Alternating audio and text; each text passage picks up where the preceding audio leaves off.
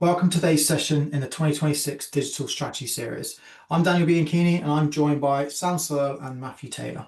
Today we're diving into local marketing, an area that's often overlooked but absolutely critical, especially as we head into 2026. Whether you're managing a single location or a network of sites, the way people discover and choose local businesses is changing. AI might not be transforming your local searches just yet, but make no mistake, it's absolutely coming. Google and platforms like Bing Copilot are already testing AI-generated responses that surface local recommendations. And while this experience isn't yet default, all signs point to 2026 being the tipping point.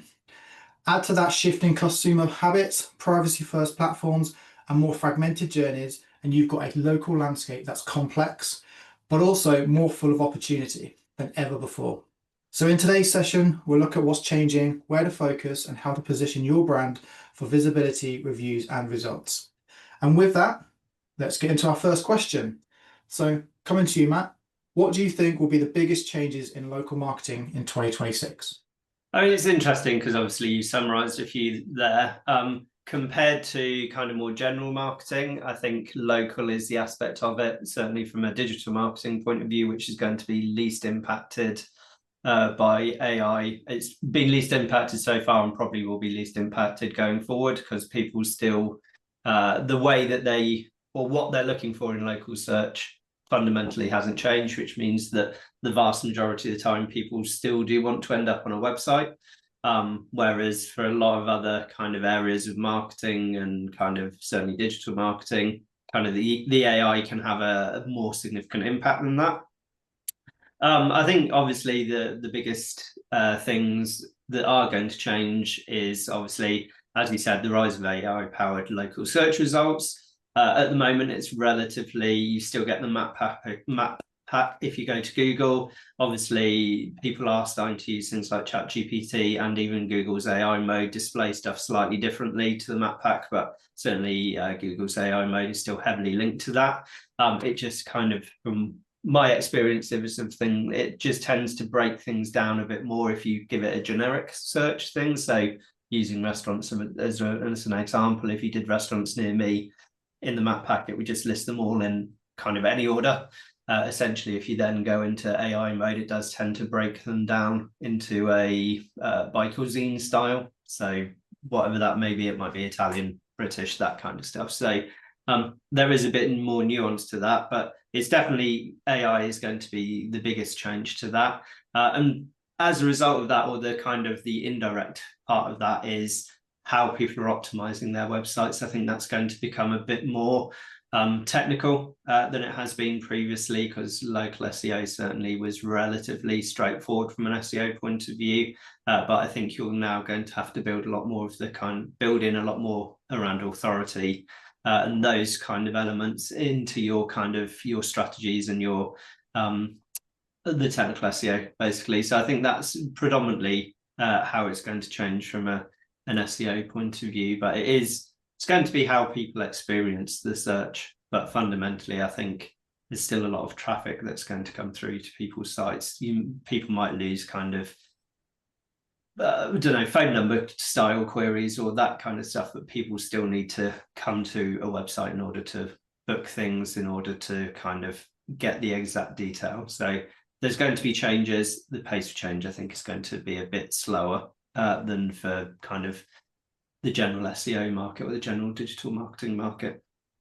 It's interesting to see. I absolutely agree that it's going to be a slower paced change, and one of those areas that hasn't been as effective did at this point in time for that is like obviously the organic. We did quite a bit of work around this, so it's interesting to see that. But from a paid perspective, Sam, do you know what I mean? Is there going to be any sort of changes? Are you seeing anything there from a local paid strategy that will impact into 2026? I think it's a matter of time when you're going to get ads within those AI answers for you. It's trying to make sure that you're standing out. I think people are using AI to help narrow down, do some of the hard work of what they're looking for. And one of the ways you can sort of differentiate yourself and give a bit more like backing to what you do is having positive reviews and relying on that as well. So may have in the past just like, oh, if I'm just placed right, that will be enough. Put an ad here. But I think being able to use the reviews and having that as additional trust matched with the AI answers will help stand out. And that will also give you the competitor edge when you do Google ads and stuff. It will help with the sort of click-through rates and everything. There's not huge, apart from obviously AI now being involved, but I don't see there being too much change in the near future with how I would sort of set out running some local campaigns. People still want to get that answer. They still want to like know where the location is, or like one of my clients is like location, like book meeting rooms and things like that. That's something that you still need to engage with the website, with the business to be able to get your outcome, your end desire. So it's looking at the keywords and making sure ad copy is still localized so they don't get like just a generic response. They know exactly what they're getting. It ticks those boxes. So it's, I think, tailoring your messaging is going to be, and landing page even more important, along with the additional trust signals of reviews. I think that just really quickly to pick up on a point, the thing certainly from an organic point of view is local has always been about increasing the relevancy to local keywords and getting kind of Google or other things to understand your physical locations most effectively. And that really is essentially what you need to do for a lot of if you kind of looked at kind of more generic marketing, what you're looking to do is kind of build that relevance and authority behind something, and kind of local has been that anyway, essentially. So that's why it's not necessarily going to change. I think some of the elements that might change a bit more is they're going to take more data sources for things like reviews. So previously within kind of local, you might look at what's my Google reviews, my like Trustpilot, that sort of thing. Whereas realistically now, it might take reviews from lots of different sites. It might make more use of things like listicles. So certainly things like the LLMs make more use of listicles and that kind of stuff. So previously, third-party websites where you're included in a listicle might not have been a priority, whereas now that might become a priority for you, and that might have to become part of your strategy. So in essence, kind of that local authority building you still need to do. The other aspect that you might have to put a lot more effort into is the kind of the generic or the kind of the top level relevancy to obviously I used restaurant earlier, but local isn't just kind of restaurants and bars and stuff. It's obviously, it can be financial advisors, it can be like local offices, law offices, all of that kind of stuff. So you will probably have to ensure that you're building that topical authority more generally as well, which previously you could probably, for most location-based sites, could probably get away without having to necessarily do that much work on that front, because they're relying on the kind of the local optimization as opposed to the overall understanding of the topical authority or the area that they have. So if you're a kind of a multi-location business, you are going to have to do that for things like the LLMs. You're going to have to do that relevancy piece as well as not just the location relevancy. And I guess like we're talking predominantly really at this point in time around like Google Maps and businesses and stuff like that. And I imagine that AI mode will predominantly take some of that and bring it in there to maintain that. I guess if we're looking at the messy sort of journey that we're having at the moment, and we've got the LLMs that are key and a good big part of the discovery, how do we feel that they may sort of take some of the local aspects and bring that in, or is that a little bit too early?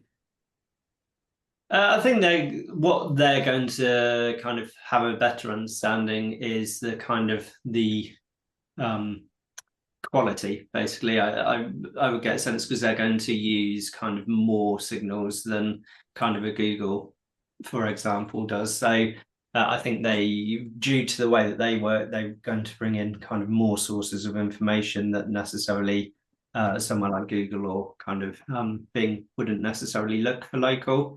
But yeah, so I think that's the kind of what I'm seeing is the main change of that, and it's going to obviously, depending on how it develops, it might become a thing where you can almost exclusively stay within the kind of a ChatGPT mode to get all of the information that you need, or to even get to the extent of booking something.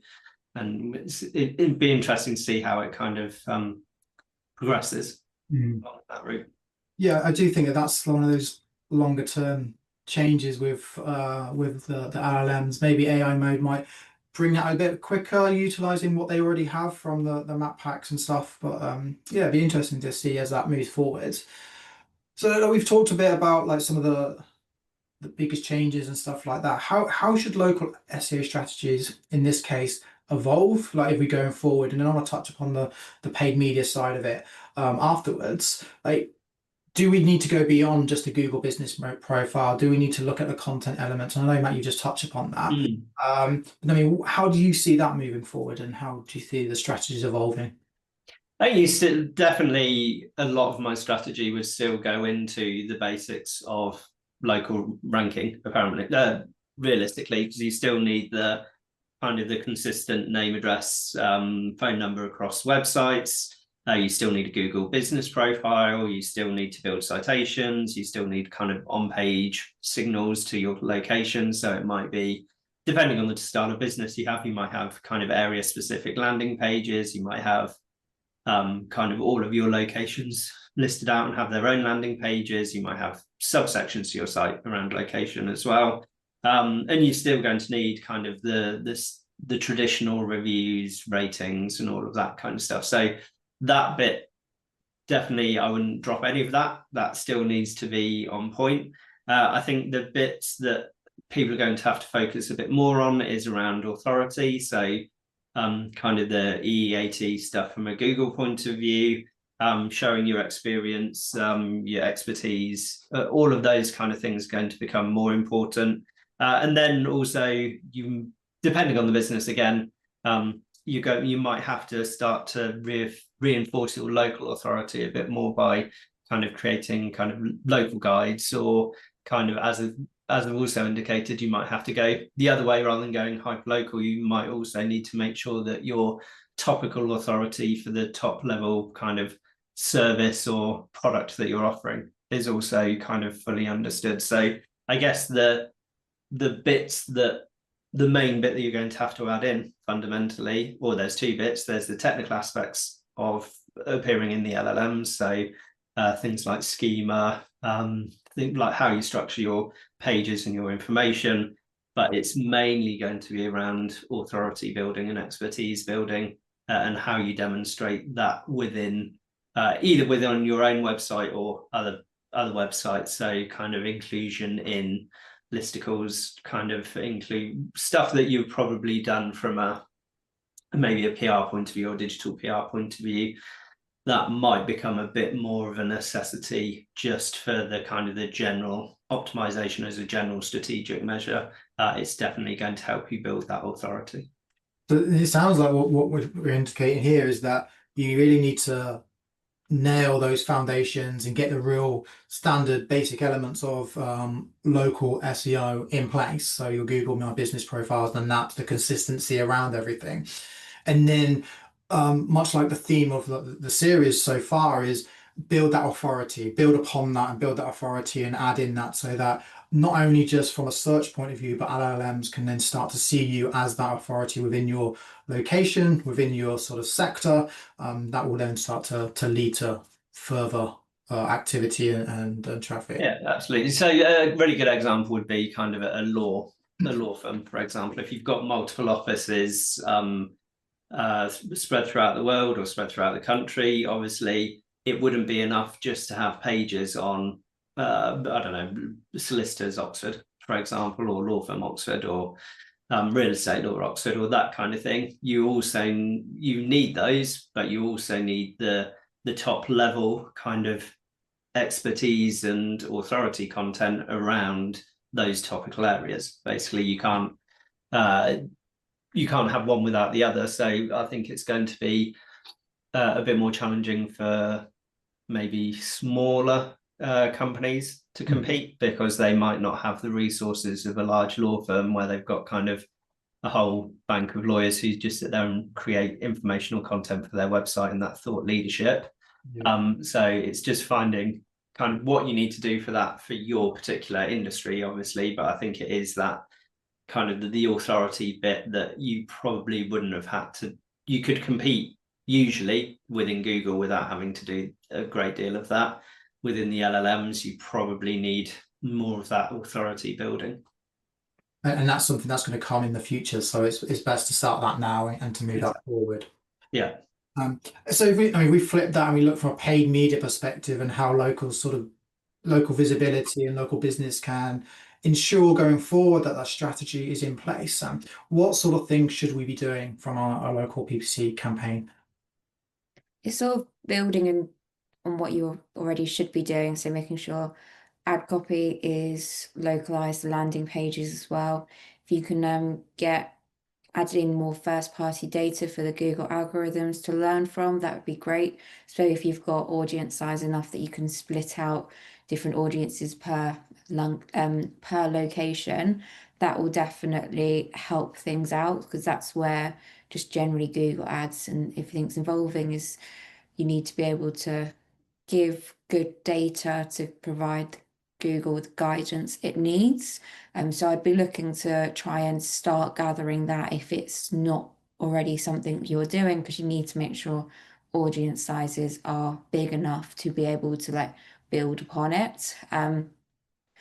Apart from that, it's obviously, as mentioned, getting the reviews there, using radius targeting, all these things that you've probably been doing a little bit already, needing to ramp it up, because as people are potentially turning to ChatGPT to shortlist some options, then there might be less attention on the ads, less clicks coming through. So you need to then make every little bit stand out. So make sure that the ad copy is there. So when there are potentially fewer impressions on Google, yours is standing out. And then once you get that click, it's making sure every click counts, which is something I have said a few times throughout this webinar series, but it's true. It's making sure it doesn't matter what you're doing now with Google Ads or PPC, you've got to make sure every click counts. So looking at those landing pages, how you can optimize them, because that's something that's you are in control of, and you need to be aware that it's not as simple as it used to be to just get traffic to your website. You need to make sure everything counts that you're doing. I think that just generally there's been a bit of a shift towards kind of trust and authenticity as well, just from a general kind of audience or marketing point of view. And I think that will be reflected within paid as well. And also, obviously, we've mentioned AI from a perspective of kind of appearing in things like ChatGPT, but you can also leverage AI in order to support your local campaigns as well. So it's probably never been as quick or easy to create ad copy variations and high quality variations, and kind of really leverage that to create something that's more unique or more personalized. It's never been as easy to create imagery, video, all of those kind of things. So I think that's the other aspect of not just paid SEO as well, but certainly kind of paid. You can look at how can I make use of these tools to create more effective campaigns than we've had previously. And presumably, Sam, there's some other channels as well potentially that you could market on that are becoming more apparent or more obvious. So like social stuff.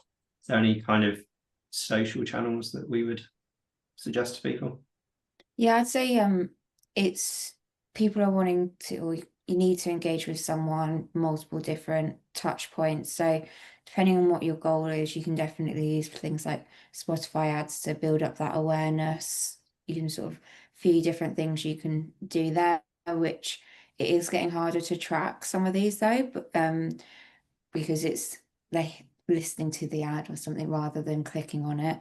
But then still, I think Meta with Facebook and Instagram definitely has a place, because you can be very visual with that and build up some engagement with via the comments. But also, I think with local, a lot of people are turning to TikTok to help find like places to eat or things to do.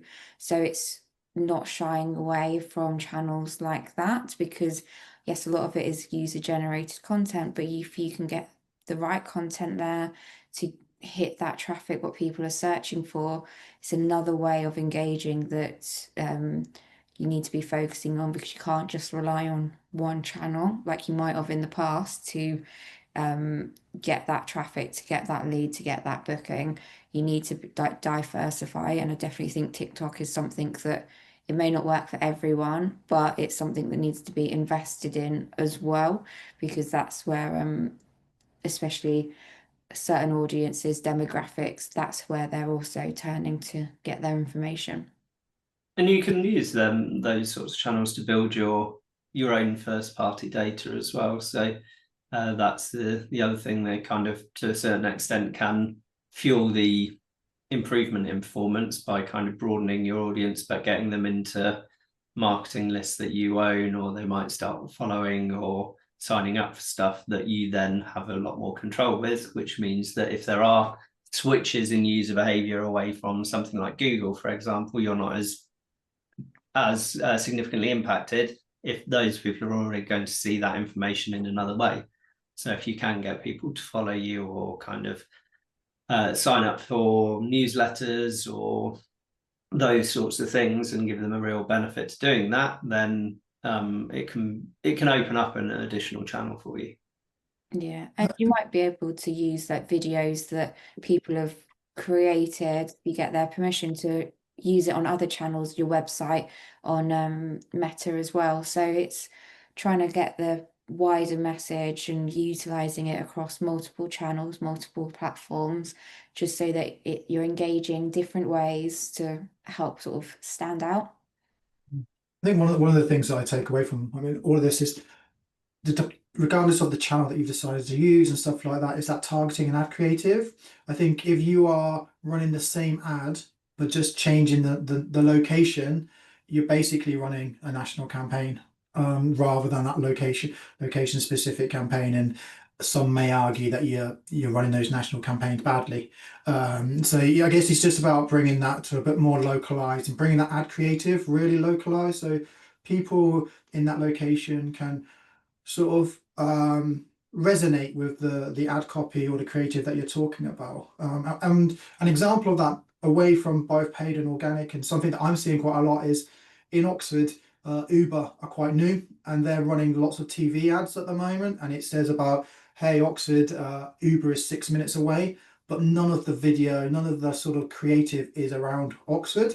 So it just skips over me. Whereas if they made it something that resonates with me, something I recognize in the location that I'm within, it may resonate a little bit better, rather than just sticking Oxford in the strap line, which they probably do in London and Leeds and sort of any other place that they are as well, that they're trying to build market share. So that's I think people are looking for personalization more than they have done previously as well. So, and personalization doesn't necessarily mean to be like addressing them directly, but I think even kind of going down to when you're looking at location-based landing pages or location sections of a website, does it feature the local team, as opposed to, because that, again, that's a trust and authority building thing. So again, going back to like a law sense, is it the kind of the local partners that are being featured within the local pages? So again, that helps build that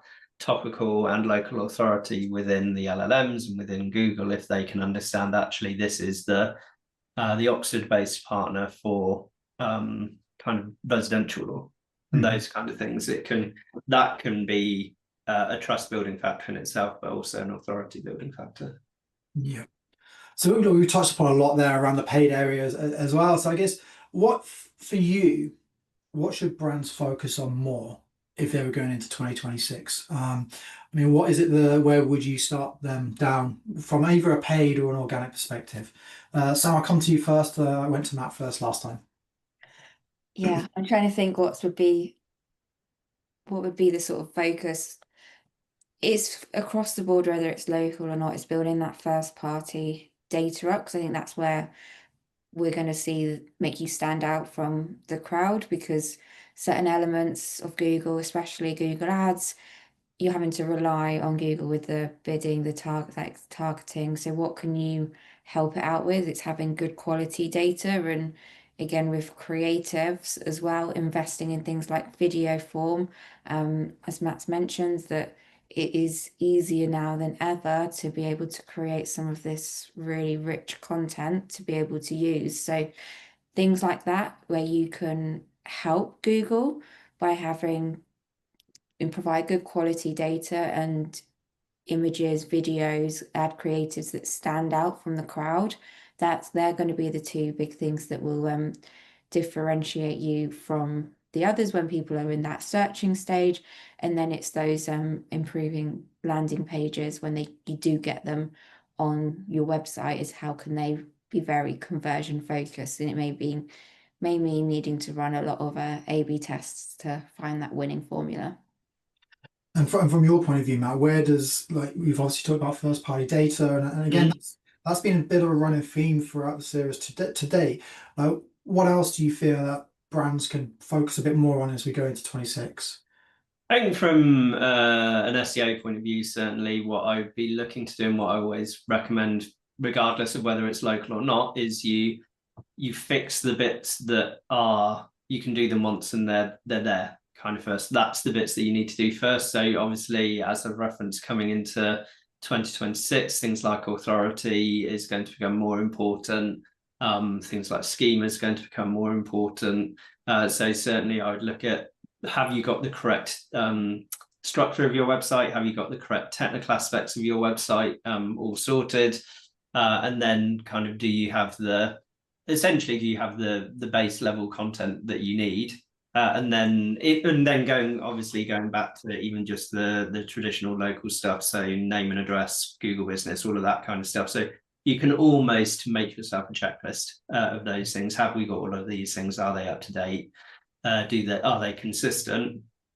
I would then kind of move on to looking at what you feel your issue is, and you can use kind of awareness, kind of visibility tracking within if you think ChatGPT is going to be big, for example, you could look within the awareness and your visibility within that, and kind of get a base level for that. And then you can figure out actually what you need to address. Do you need to address relevance for local? Do you need to address your authority around your overall topic area? And then how do you do that? Is that obviously guides is a really commonly used one, like local guides, but that is, you need to be the right sort of business to be doing that. Basically, if you're a IT provider, there is literally no point in doing a local guide to Oxfordshire, because it literally makes no sense.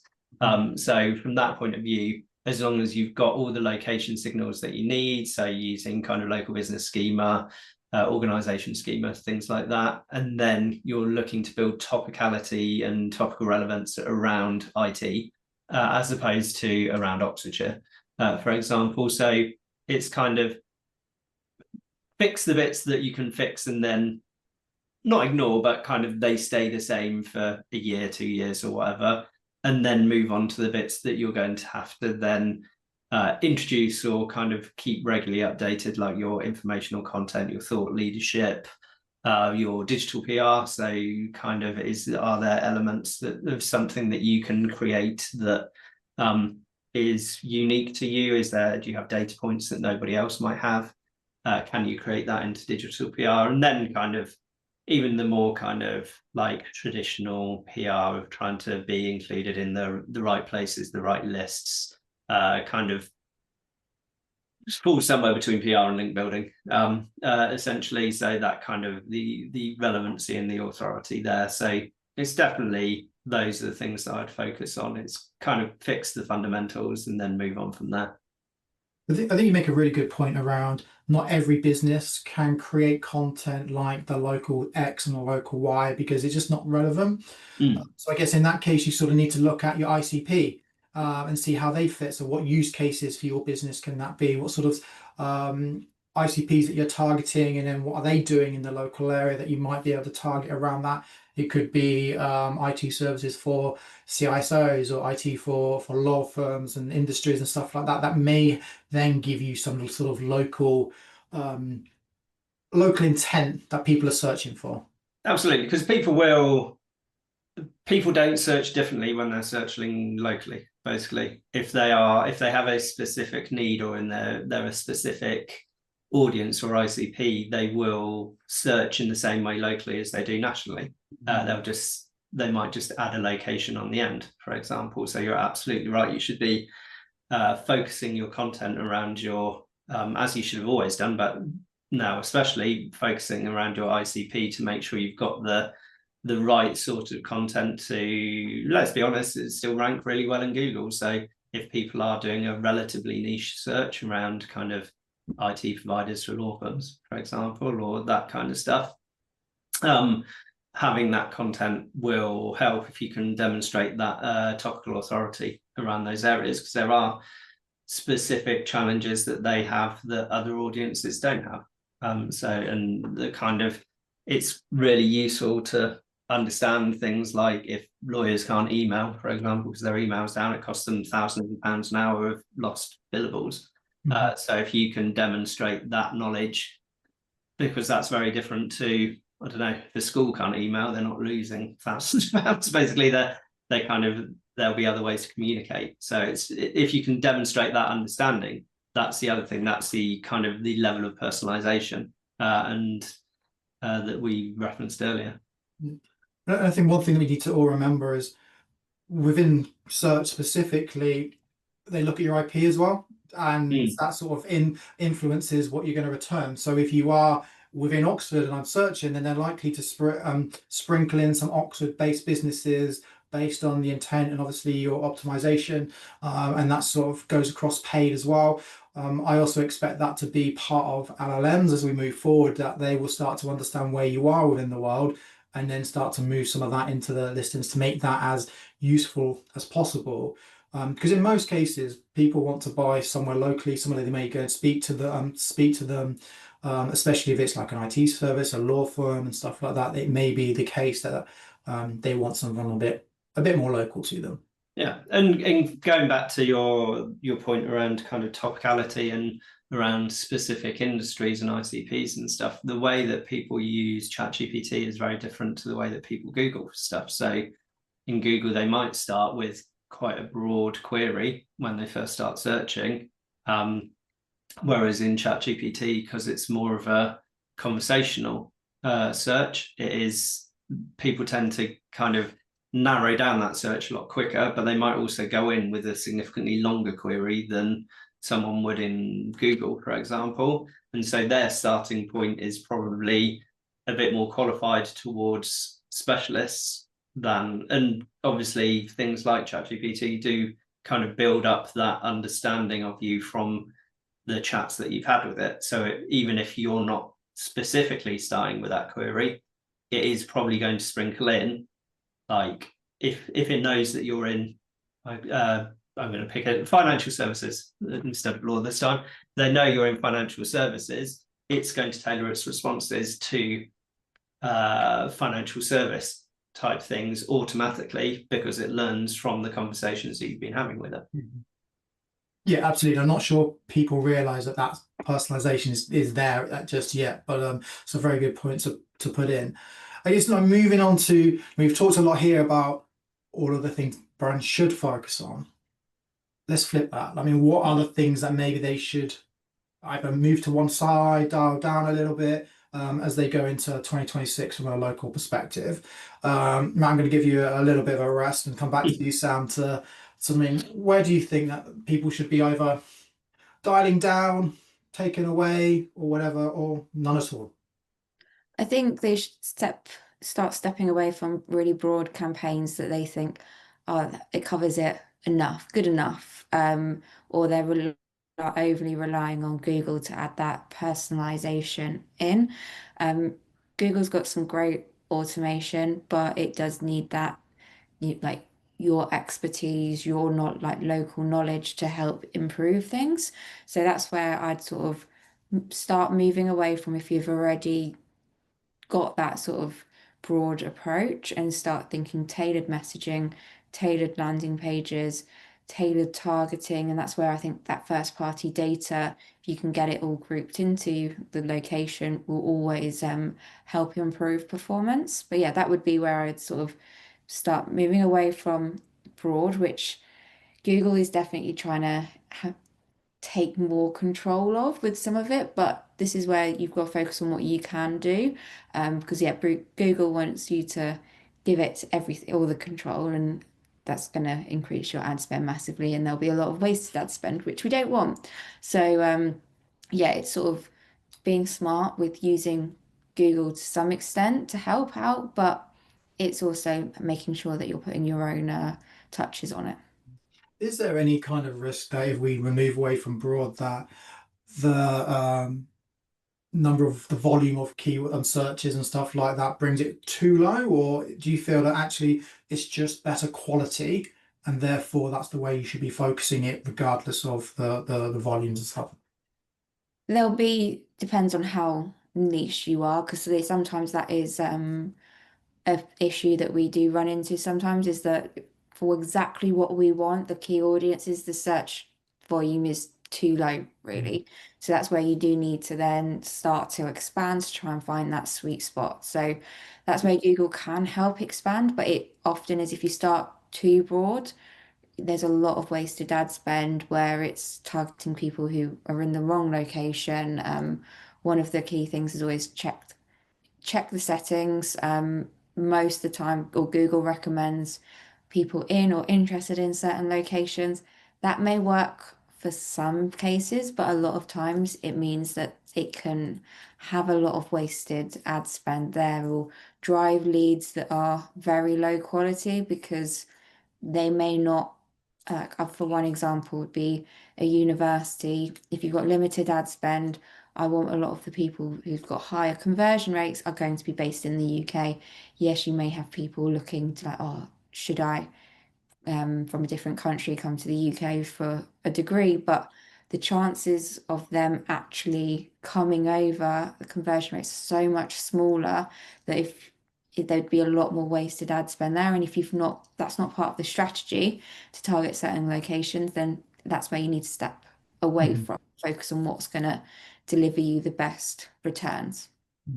And I think that's a really important point about making sure that you're targeting the right people at the right time and not just going for everybody. And I mean, from an organic perspective, Matt, and I mean, how do you see brands moving forward, and what do you think they should be doing less of as we go into 26? I think there's a couple of things that would definitely be. I see a lot of brands that are reliant on their Google business pages to do all the heavy lifting for their localization. So they might not even feature anything particularly local on their website and go, you know, we've got a Google My Business or Google Business profile, so that's all done and dusted. So I definitely advise people to not overly rely on that approach. Obviously, it's one part of it, can be useful. The other bit that, to be honest, people shouldn't have been doing in the first place, but they always do anyway, is kind of just doing the kind of keyword stuffing, really duplicate pages. So they might have exactly the same content and change Oxford for Cambridge, for example, within the content, and that's it. There is nothing more specific to the localization than that, basically. So A, Google never liked it in the first place, but B, it's definitely not going to work as a strategy going forward, and C, it's never been as easy to completely tailor a page more uniquely than, or it can't be more unique, it's either unique or not. It's never as easy to create a unique page, basically, because you can. Google have explicitly said they don't care if you create content using AI as long as it adds value. So using AI to help support the creation of high quality local landing pages is an acceptable usage of that, especially if your tactic up until this point is just change Oxford to Cambridge or something very similar. So kind of focusing on quality, basically. Because the other thing is, you're literally just changing a word, unless you have accidentally stumbled across the best possible landing page ever created. It's highly unlikely to convert at the same rate in every single location you've got. It's highly unlikely to be the most effective landing page you could create. So kind of that's the other bit, kind of making it, focusing a lot more on the conversion rate of those local landing pages, because quite often they are just there as they might have a bit of generic blurb about the location and services and that kind of stuff, but they're not actually that set up for conversion compared to some of the pages that you have, and that's the entry and that's the gateway into your website. So get away from really generic location landing pages, put the effort in. It's something that we focus a lot on actually when we're doing our local stuff, is to, I mean, we've just created a number of local pages, but each one is very unique to that particular location. It's more around, okay, what's happening in that location? Is it a directions to this particular thing? It just changes a lot, rather than, as you said, just gone, it's the same copy and I'm just going to swap out Cambridge for Oxford and vice versa. I think that way, from a user's perspective, from a search engine's perspective, and LLM's perspective, it's very unique and targeted, rather than it just being that generic overview. Yeah, and I mean we're talking local as in kind of all within the same country. There's a lot of clients out there, and there's a lot of clients we work with where local might be Sydney rather than Oxford, for example. And so if your landing page just replaces Sydney with Oxford and a different office address, you're losing the what's the language used in Australia compared to in the UK, what are the case studies, what are the logos, what are the all of these trust building elements, how do they differ in one location compared to another? And that obviously Sydney to the UK or Sydney to Oxford is a really big jump, but that might also work on a more local level as well. So if there's really massive local employers that you work with, kind of having a brand that somebody might not have heard of compared to a local brand where somebody would go, oh, you know, I know them, kind of, I know some people that work there, that's going to be more effective. It's people often forget and go, well, you know, I'll just use this really big brand, but often it can be a case of that local trust, and it's illustrating to people that you understand their local market and that you are local and you're not, because there's a lot of companies that have these location-based pages, but in reality they're not local. They're providing a national service, but they're just targeting their marketing locally, which is fine. Like, you can do that obviously, but realistically, if you are local to those locations, excuse me, having those very specific landing pages which demonstrate your literal local knowledge can separate you and can differentiate you. Mm-hmm. Okay, I'm conscious of time. We've gone over a tad, but that's okay. What I want to do is just, answer a couple more questions, and then we'll call that the time. So I appreciate everyone staying on board with us. What common mistakes do you see in local strategies? What are the things that you think, why are they doing that? Why should they be? Why are you doing that instead of doing this? Sam, I'm going to come to you. I think it's just thinking that one size fits all for each location, each country, where you do have differences. And I think from the sort of Google search ads perspective, it is potentially need to even like look rather than just at the ad copy, but the keywords and the search terms, and making sure they are localized. And I'm not just saying make sure that if you're running an ad in France, making sure the ad copy and keywords and everything are in French. And if you do that, you need to make sure you're getting the right translation, because there is difference. Like directly translating one word to one word may have a completely different meaning. So you've got to be careful of that one. But also how people in the US may search or call something can be very different to what they call in the UK. And that's where you need to make sure you are tailoring it as well. But yeah, that one size fits all is just not where you want to be. Yeah, completely get that. Matt, from your side, where do you see potentially the biggest mistake? Cool. I'll do these quick fire. So using inconsistent kind of name, address, phone number details across different sites, that will just confuse it confuses users, but also the search engines and the LLMs. Treating all of your locations as exactly the same rather than tailoring to each market. Failing to update your Google business profiles regularly. Kind of adding pictures, images, local content, and again, using that, failing to distribute local content to kind of local places as well. So if you're going to go local, go local. That would be one of the kind of the big things. Mm-hmm. It feels very much like these are mistakes that are fairly basic across both of yours, and things that we've probably talked about for years in Behance. But it's crazy to see how these mistakes are still being seen, and hopefully they get fixed as we move forward. If not, obviously give us a shout and we can help. The last one, okay, so if you had one bet, if you can put your finger on one thing that's going to happen in 2026 from a local marketing perspective, what would it be? I'm going to come to Matt first, because I've been coming to you first for a lot, Sam. Cool. My one is trust, reputation, and authority are going to be probably the biggest differentiators and some of the most important things for local, certainly far more than they have been recently. Okay. And to you, Sam. Yeah, similar. It's managing your reputation is going to be extremely key, because that's going to make you build that trust and make every impression, every click count. Okay, great. Right, I really appreciate your time. It's been very insightful, very valuable, and very useful for the people that have turned up today. So thank you very much. So that brings us to the end of today's session. Thanks so much for joining us. If there's one thing that we hope you take away, it's that local marketing is no longer just about City Plus services or basic Google business listings. As AI-powered discovery is going to continue to evolve, the brands that succeed will be the ones that treat local as a strategic advantage, building trust, relevance, and visibility from the ground up.